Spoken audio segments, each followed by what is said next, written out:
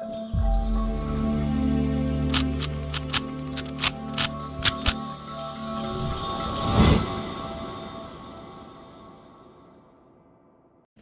Guys, welcome to Vibha classes by Priya Thapar. जैसा कि आप लोग जानते हैं एग्जाम आने वाले हैं और अब आप लोगों को जरूरत है कम टाइम में जल्दी से जल्दी कैसे चैप्टर रिवाइज हो। तो उसी सीरीज के लिए हम लोग लाए हैं वन शॉट वीडियो, जिसमें मेरी पूरी कोशिश रहेगी कि पूरे चैप्टर के कंसेप्ट, इंपॉर्टेंट एग्जाम्पल और क्वेश्चन को कवर कर सकूं, वो भी कम टाइम में। तो चलो फटाफट से बिना देरी के स्टार्ट करते हैं। 13.1 जो है उस पे बेस्ड फॉर्मूलाज क्या हैं। तो 13.1 में मेनली आपके पास कंडीशनल प्रोबेबिलिटी का फॉर्मूला है और कंडीशनल प्रोबेबिलिटी का फॉर्मूला होता है probability of A by B, which means अगर ऑलरेडी बी इवेंट हो चुका है तो ए की प्रोबेबिलिटी क्या होगी, इसे बोलते हैं कंडीशनल प्रोबेबिलिटी। इफ और देन की कंडीशन होती है कि बी इवेंट अगर हो जाए तो ए की प्रोबेबिलिटी निकालो, और इसका फॉर्मूला होता है probability of A intersection B upon probability of B. जो नीचे होगा वही आपने यहां लिखना है, राइट। और कभी भी अगर ऐसे आ जाए probability of A not upon B निकालो, तो वो कैसे निकलेगा, 1 minus P of A by B, यानी पहले आपको ये निकालना पड़ेगा, 1 में से इसे माइनस करो, ये आपका आंसर आ जाएगा। ठीक है जी। इसके अलावा इसमें और कौन से फॉर्मूले यूज सकते हैं, यूनियन के फॉर्मूले बहुत यूज होंगे। तो probability of A union B क्या होगा, probability of A plus P of B minus P of A intersection B. और कभी कभी आपसे क्वेश्चन में भी यूज करेगा डिसजॉइंट सेट्स। ठीक है, डिसजॉइंट सेट्स का मतलब क्या है, जिन सेट्स के बीच में कुछ भी कॉमन नहीं है। जैसे देखो, अगर ये चीज है तो इन सेट्स के बीच में कॉमन पोर्शन है, यू इंटरसेक्शन है, लेकिन डिसजॉइंट सेट्स में क्या होता है, कुछ भी कॉमन नहीं निकलेगा, इन्हें डिसजॉइंट सेट कहते हैं। तो बेसिकली इनका इंटरसेक्शन 5 होता है, और अगर मैं इनकी प्रोबेबिलिटी के बारे में बात करूं तो वो 0 होती है। तो ये है आपकी 13.1 बेस्ड फॉर्मूला, फटाफट नोट कर लो। और अब देखते हैं इंपॉर्टेंट एग्जांपल और क्वेश्चन 13.1। तो देखो, सबसे पहले हमने यहाँ पे फर्स्ट क्वेश्चन लिया है, एग्जाम्पल है बुक का। एग्जाम्पल और क्वेश्चन अपनी तरफ से कवर करें। देखिए, सारे क्वेश्चन हम नहीं कवर कर सकते, पर कोशिश करेंगे कि आपको इंपॉर्टेंट क्वेश्चन जरूर कवर कर सकें, जो अकॉर्डिंग टू माई एक्सपीरियंस वो इंपॉर्टेंट है। Considered an experiment of tossing a coin. तो आपने एक कॉइन टॉस करा, अब आप कॉइन टॉस करोगे या तो हेड आएगा या टेल आएगा, राइट। अब वो क्या कहता है कि if the coin shows head toss it again. अगर हेड शो करे तो दोबारा टॉस कर दो, हेड और टेल आ गया। इफ इट शोज टेल, अगर टेल शो करे तो डाई थ्रो कर दो। तो 1 2 3 4 5 6। तो क्वेश्चन ने क्या कहा, आपने कॉइन टॉस करा, अगर कॉइन ने हेड शो करा तो उसको अगेन टॉस कर दो, अगर टेल शो करा तो डाई थ्रो कर दो, यही है ना। अब आपको कंडीशनल प्रोबेबिलिटी निकालने को कहता है, तो पहले सैंपल स्पेस बनाओ। सैंपल स्पेस क्या होता है, जिसमें सारे आउटकम्स हो सकते हैं। तो अगर हेड आया होगा तो उसके साथ या तो हेड आएगा या टेल आएगा, है ना। और अगर टेल आया होगा तो उसके साथ तो 1 आएगा या 2 आएगा या 3 आएगा या 4 आएगा या 5 आएगा या 6 आएगा। अब सबसे जरूरी चीज जो है इसमें प्रोबेबिलिटी ध्यान रखनी है। अगर मैं पूछूं इसकी प्रोबेबिलिटी कितनी है, तो आप ऐसे नहीं बोलोगे 1/8, नो, बिल्कुल नहीं। इसकी प्रोबेबिलिटी कैसे बतानी है, हेड आने के चांसेस कितने होते हैं, 1/2, और यहां पर हेड आने के चांसेस कितने हैं, 1/2। तो इस इवेंट की प्रोबेबिलिटी होगी 1/4। सेम इसकी प्रोबेबिलिटी होगी 1/4, लेकिन इसकी प्रोबेबिलिटी 1/4 नहीं है। कैसे, टी आने की प्रोबेबिलिटी है हाफ, जो कि एक कॉइन में होती है, और डाई में इसके चांसेस कितने होते हैं, 1/6। तो इसकी प्रोबेबिलिटी है 1/12। तो यहां से लेकर इन सबकी प्रोबेबिलिटीज कितनी है, 1/12, राइट।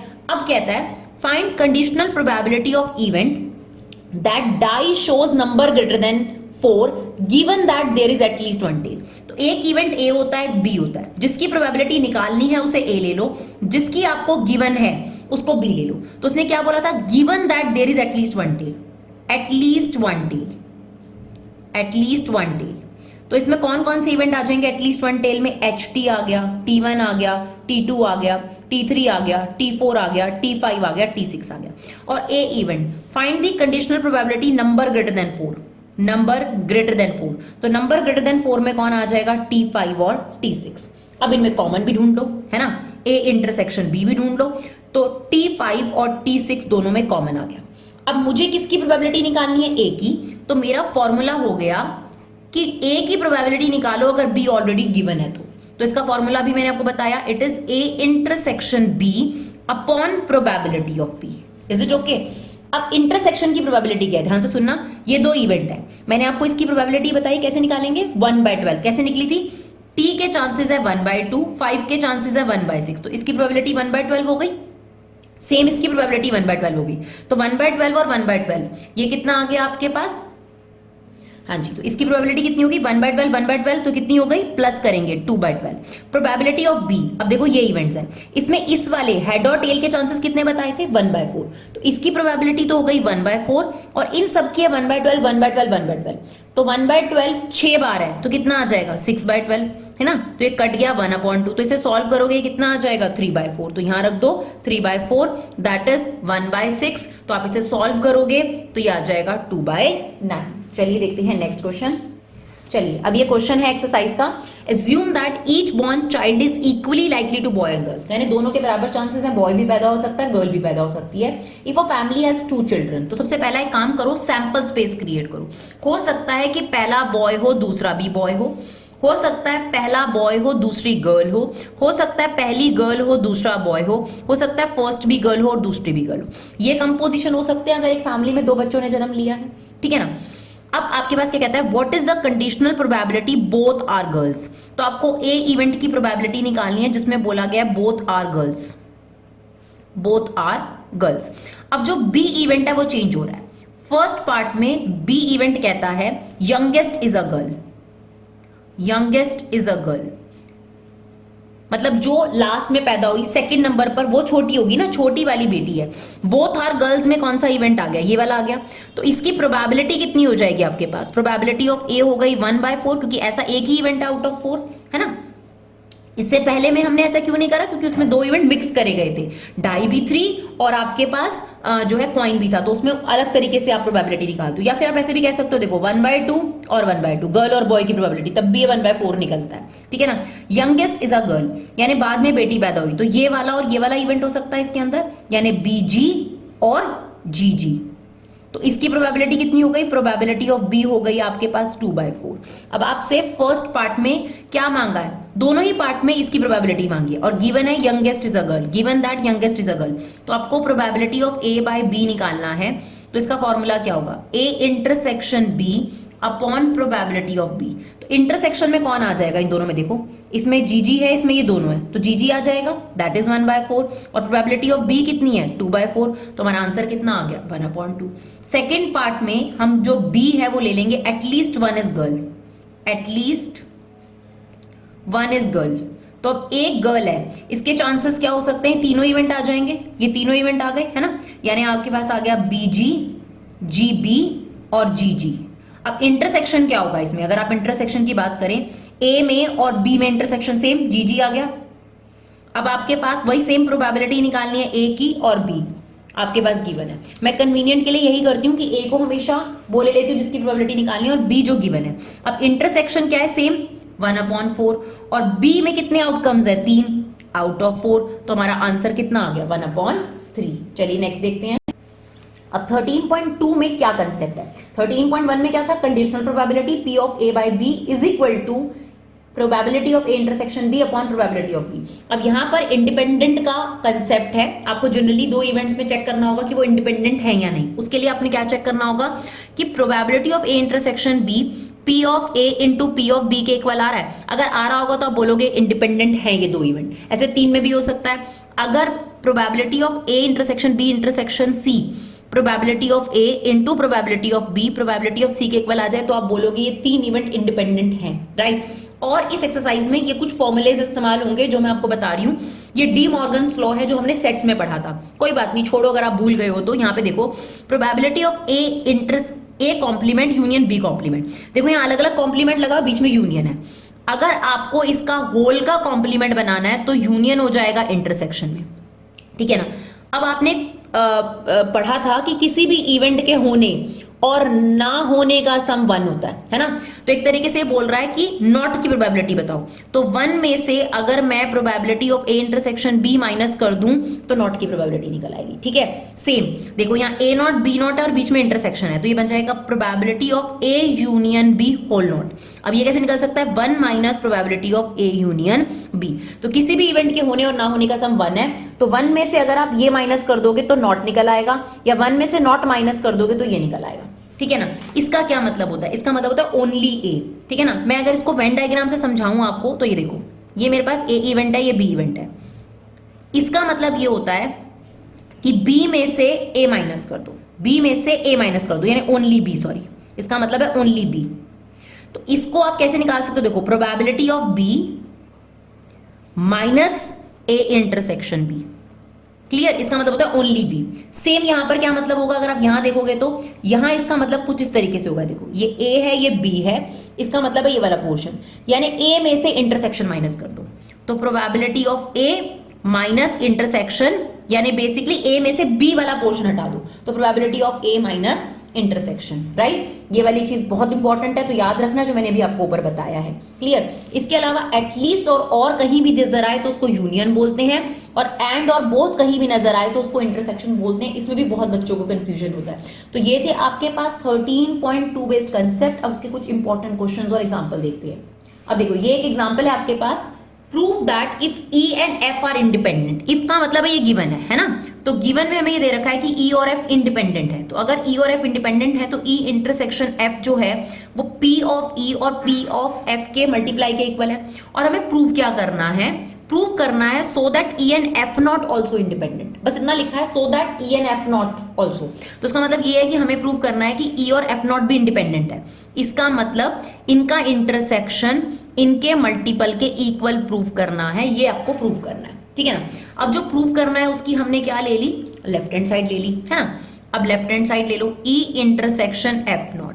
देखिए हमें थोड़ा फास्ट बोलना पड़ता है क्योंकि ये रिवीजन है, रिवीजन में हम स्लो नहीं हो सकते। अगर आपको ज्यादा तेज लग रहा है तो स्पीड स्लो कर सकते हैं, अगर आपको ज्यादा अच्छे से क्लियर करना है तो आप हमारे नॉर्मल एक्सरसाइज वीडियोस भी देख सकते हैं। तो देखिए ई इंटरसेक्शन एफ नॉट, इसका मतलब मैंने अभी आपको बताया था ओनली ई चाहिए, आपको ओनली ई चाहिए। देखो ई में से एफ हटा दूं तो ये ओनली ई हो गया।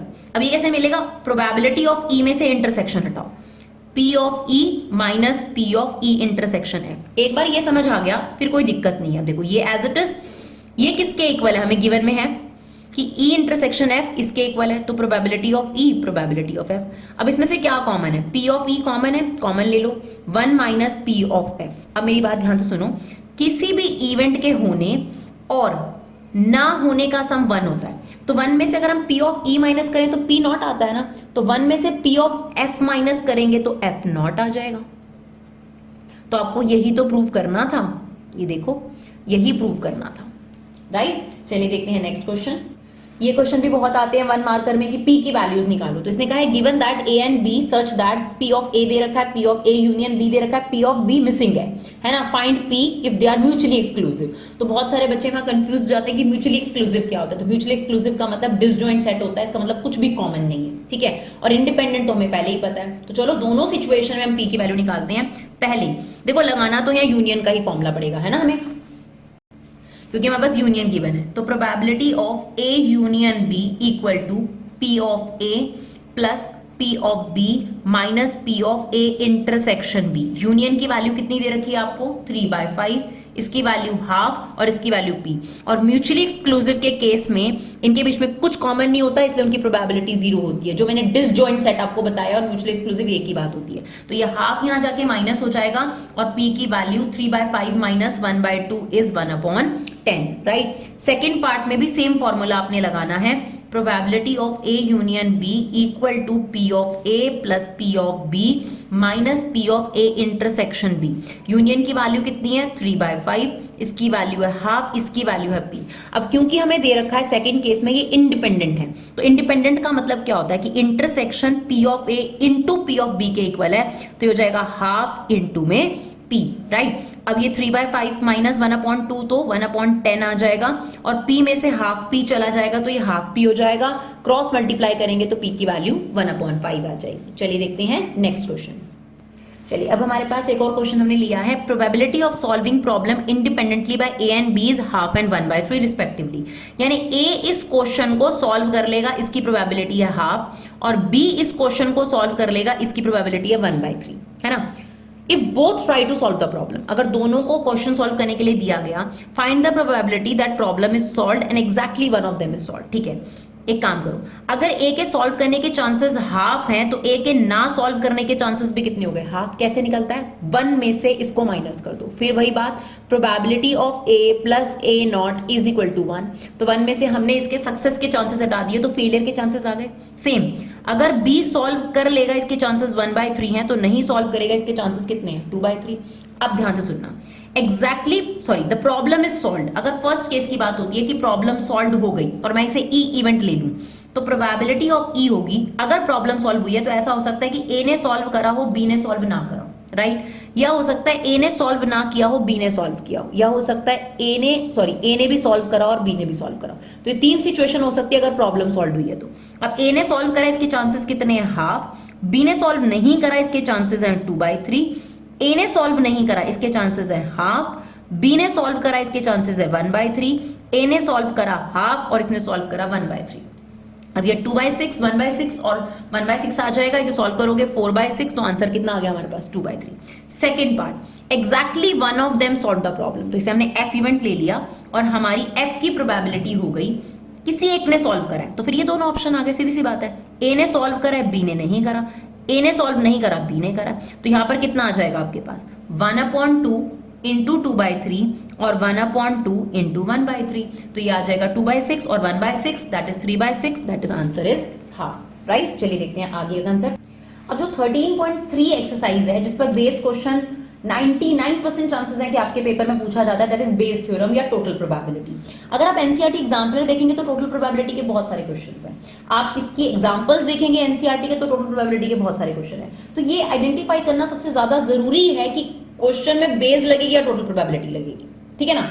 मतलब ये पता चल जाता है कि 13.3 में बेस्ड क्वेश्चन है, इस बात की गारंटी है, लेकिन ये पता करना कि वो बेस है या टोटल प्रोबेबिलिटी है, इसको लेकर मेरे पास एक क्लू है जो मैं आपको बताऊंगी, बहुत अच्छी ट्रिक है वो।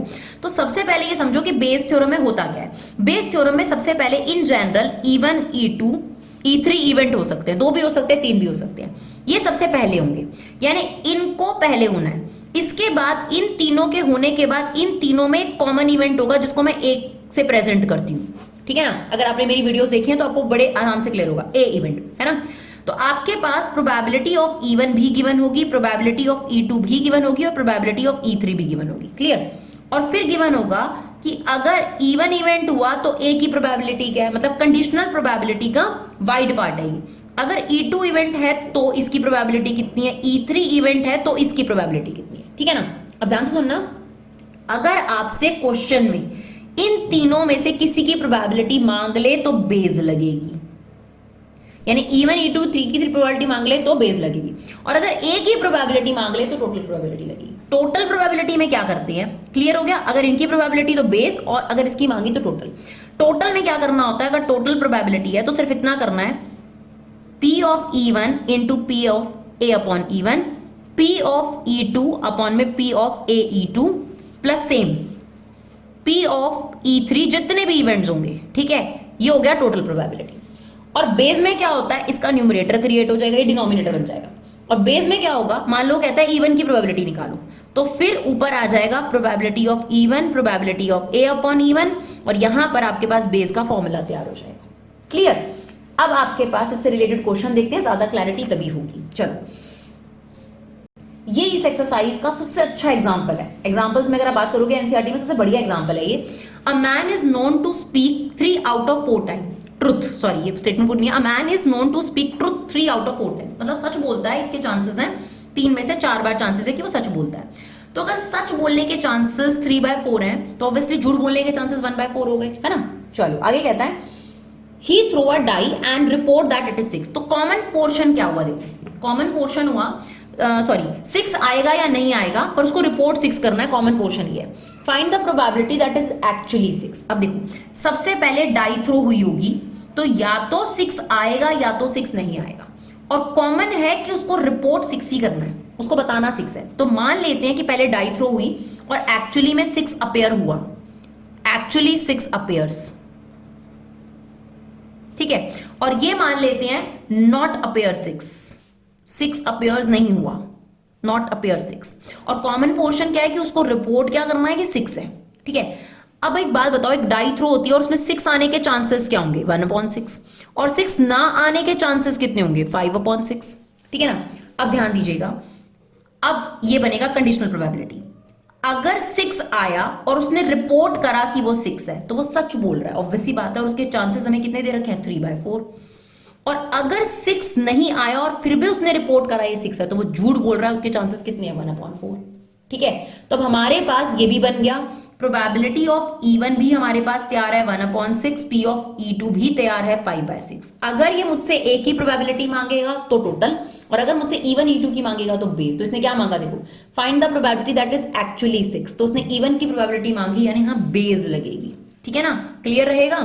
तो हमें निकालना है 6 आने की प्रोबेबिलिटी बताओ, अगर उसने रिपोर्ट करा है 6, E1 की प्रोबेबिलिटी मांग लिया उसने, तो इसका फॉर्मूला क्या होगा, ये इनटू में ये, यानी probability of E1 P of A upon E1 whole upon में टोटल आ जाती है E2 P of A upon E2। ठीक है, तो इन दोनों को इंटू कर दो, राइट, ये आ जाएगा आपके पास 1/6 इंटू 3/4, सेम यही चीज 3/24, और ये आ जाएगा आपके पास 5/24। ठीक है, तो इसे सॉल्व करोगे तो ये आ जाएगा आपके पास 3/8। चलिए देखते हैं आगे। चलिए एक और बहुत इंपॉर्टेंट क्वेश्चन एक्सरसाइज में से, a card from a pack of 52 card is lost.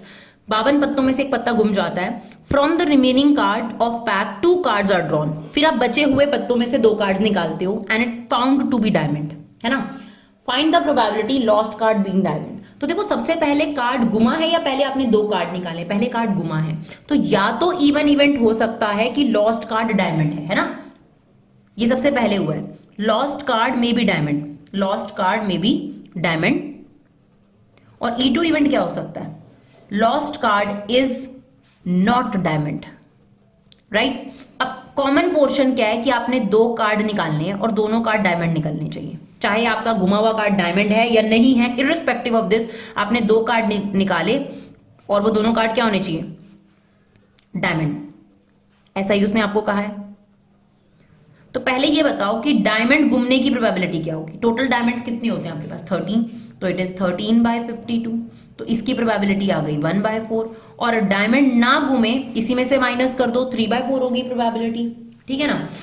अब आपके पास अगर डायमंड गुमा, ध्यान से सुनना, अगर डायमंड गुमा और आपने 2 डायमंड निकाले, अब देखो 52 में 13 डायमंड होते हैं आपके पास और 39 नॉन डायमंड है।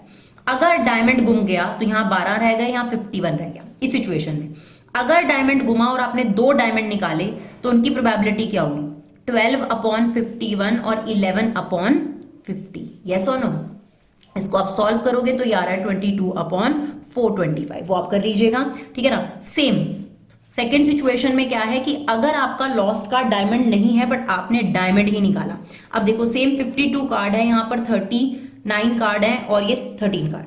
अब टोटल में तो 51 हो गया, लेकिन यहां पर आपके पास एक कार्ड घूम गया, यहां पर 38 हो गए, लेकिन अब डायमंड पूरे हैं आपके पास।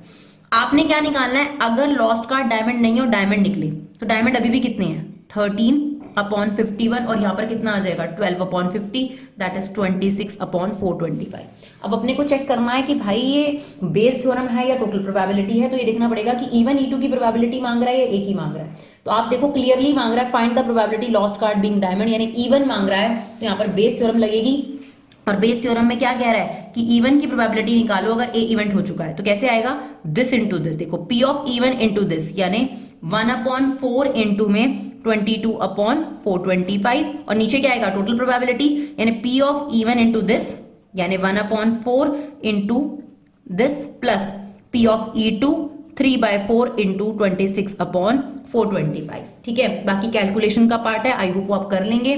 तो ये आपके पास आ जाएगा 22/100, जिसे सॉल्व करके हम लिखेंगे 11/50, राइट। तो यहां पर प्रोबेबिलिटी का फॉर्मूला क्या लगा है, P ऑफ E1 इंटू पे ऑफ A अपॉन E1, ये फेवरेबल आउटकम हो गया, और नीचे क्या आ जाएगा, this into this plus this into this. चलिए देखते हैं नेक्स्ट क्वेश्चन। चलिए बहुत ही इंपॉर्टेंट और बढ़िया एग्जांपल है मिसलेनियस का, इसे ध्यान से देखते हैं। A एंड B throw a die alternatively, यानी A और B 2 पर्सन है, उनको एक करके डाई थ्रो करने के लिए कहा गया। Till one of them get a 6, जब तक किसी के पास 6 नहीं आ जाता, एंड विंस द गेम, जिसके पास 6 आ जाएगा वो गेम जीत जाएगा।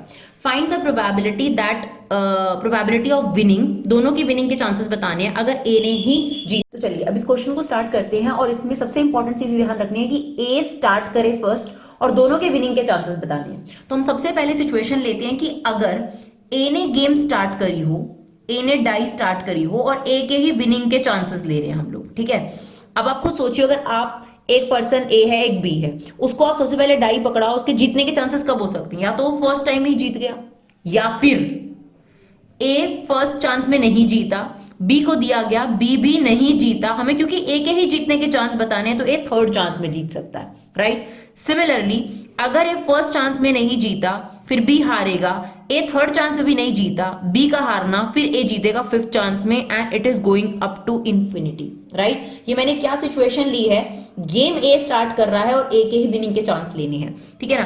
तो डाई में सक्सेस की प्रोबेबिलिटी क्या होती है, 6 आना सक्सेस है, तो डाई में 6 आ जाए उसके चांसेस है 1/6, और 6 ना आए इसे फेलियर कहते हैं 5/6। तो ए जीत जाए तो हो सकता है ना उसका 6 आ गया हो, ठीक है, या तो वो फर्स्ट चांस में जीत गया होगा, या फिर क्योंकि प्रोबेबिलिटीज हैं, ए अगर नहीं जीता होगा तो 5/6 में से कुछ आया होगा, बी भी नहीं जीता तो 5/6 में से कुछ आया होगा, अगर ए जीत गया तो यहाँ 1/6। सेम ए नहीं जीता 5/6, यहां पर भी कितना आ जाएगा 5/6 5/6 5/6, तो बेसिकली 5/6 की पावर 4, और ए जीता 1/6। It's going on.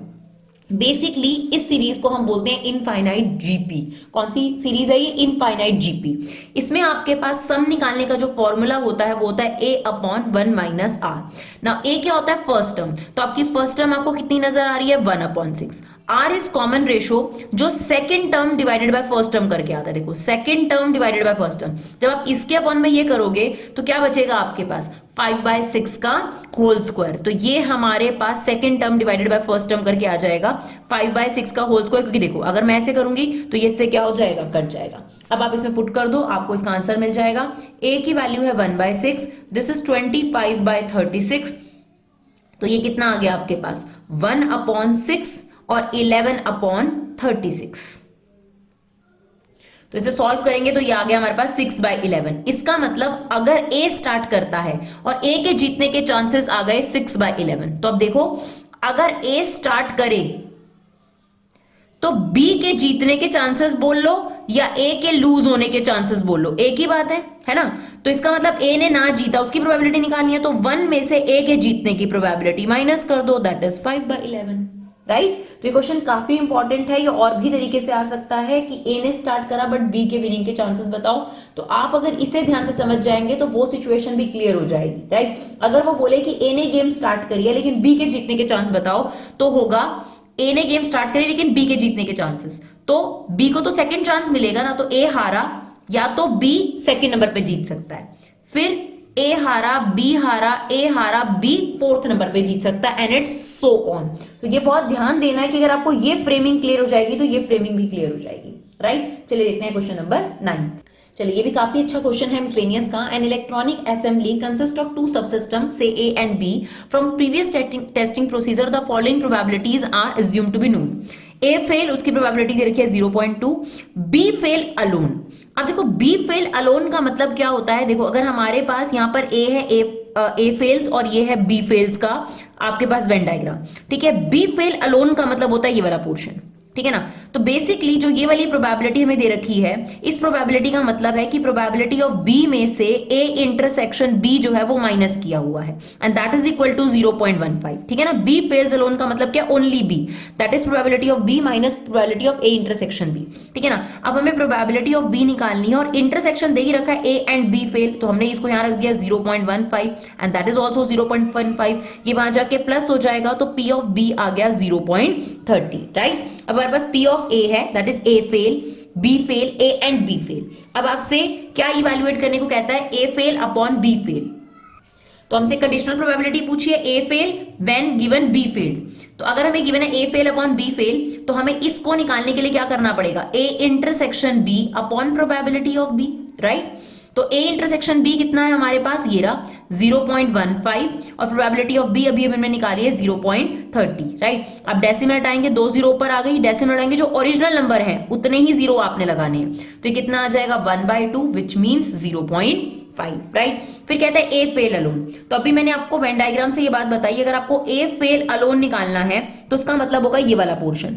तो वो कैसे निकलेगा, वो निकलेगा अगर आपको ये निकालना है probability of A fail alone, तो ये निकालना पड़ेगा P of A minus probability of A intersection B। तो P ऑफ A कितना दे रखा है आपको, 0.2 या 20 कुछ भी कह सकते हो। A इंटरसेक्शन B कितना दे रखा है आपके पास 0.15, तो इसे माइनस करेंगे तो ये आ जाएगा 0.05, राइट। चलिए देखते हैं नेक्स्ट क्वेश्चन। चलिए लास्ट क्वेश्चन देखते हैं। Bag 1 contain 3 red and 4 black balls, bag 2 contain 4 red and 5 black ball.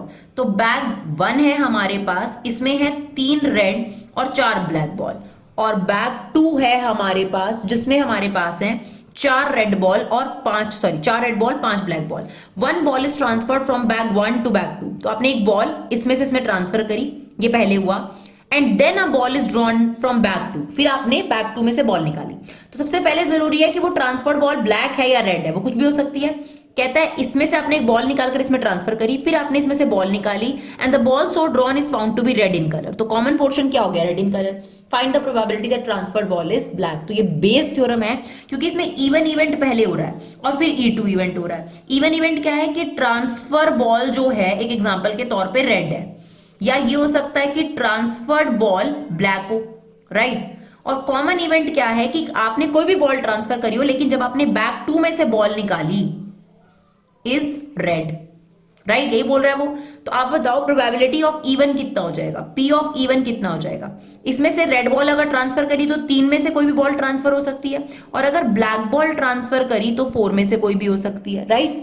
अब अगर मान लो आपने इसमें से रेड बॉल ट्रांसफर करी, सिचुएशन 1 ले लेती है। देखो अगर हमने रेड बॉल ट्रांसफर करी और बैग 2 में से रेड बॉल निकले, अब ध्यान से सुनो, इस सिचुएशन में अगर आपने रेड बॉल ट्रांसफर करी होगी तो बैग में 5 रेड हो गई होंगी और 5 ब्लैक हो गई होंगी, और अब रेड निकलने के चांसेस हो जाएंगे 5/10 विच इज 1/2, राइट, क्लियर। अब सेकंड सिचुएशन भी ले लो। अगर हमने ट्रांसफर करी है ब्लैक, अगर आप ट्रांसफर करोगे ब्लैक तो क्या हो जाएगा, इस बैग में 6 ब्लैक हो जाएंगी और 4 रेड हो जाएंगी। अब रेड निकलने के चांसेस कितने हैं, 4/10, राइट, विच इज 2/5। ये सिचुएशन क्लियर हो गई हमारे पास। अब हमें ये देखना है कि इवन E2 की प्रोबेबिलिटी मांगी है तो बेस, और ए की प्रोबेबिलिटी मांगी है तो टोटल प्रोबेबिलिटी, ठीक।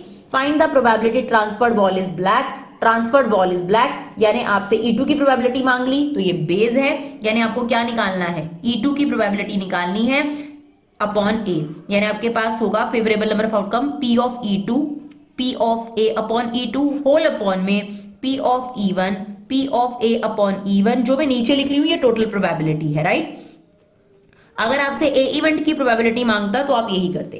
तो अब आपके पास क्या आ जाएगा, 4/7 इंटू 2/5 ऊपर आ गया, 4/7 इंटू 2/5, नीचे आ जाएगा आपके पास 3/7 into 1/2, and that is 4/7 into 2/5। अब इसे सॉल्व करेंगे तो इसका आंसर आपके पास आ जाएगा 16/31। तो आप देख सकते हैं आधे घंटे के अंदर हमने आपके पास प्रोबेबिलिटी के important formulas, important question, example सब डिस्कस करे हैं। तो आई होप आपको हमारी वीडियो यूजफुल लगे।